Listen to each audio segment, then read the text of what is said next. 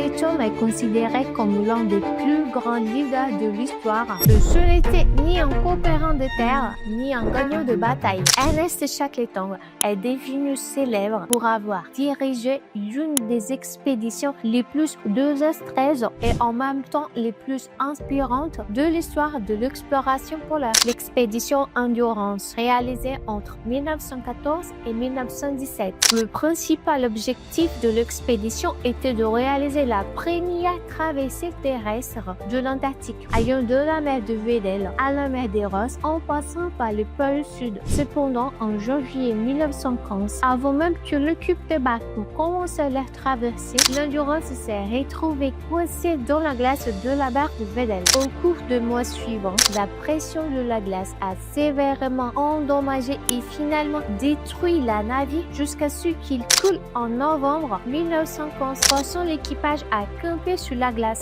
Maintenant imagine 28 hommes perdus au milieu de nulle part, sans communication face à des températures glaciales, la faim et le risque constant de mort. C'était le scénario parfait pour le désespoir, n'est-ce pas? Sauf que Shackleton a promis de ramener tout le monde sain et sauf. Pendant près de 2 ans, Shackleton a dirigé l'équipage avec courage et créativité. En avril 1916, Shackleton et 5 membres de l'équipe sont partis dans un petit canot de sauvetage pour un voyage de 1500 km jusqu'à l'île de la Géorgie du Sud pour chercher secours. Après un périple de 16 jours rempli de tempêtes violentes, ils ont finalement réussi à atteindre l'île. Ensuite, Shackleton et 2 de ses hommes ont traversé des montagnes inexplorées pour atteindre une station baleinière et demander de l'aide. Shackleton a effectué plusieurs tentatives pour secourir les hommes restants et enfin,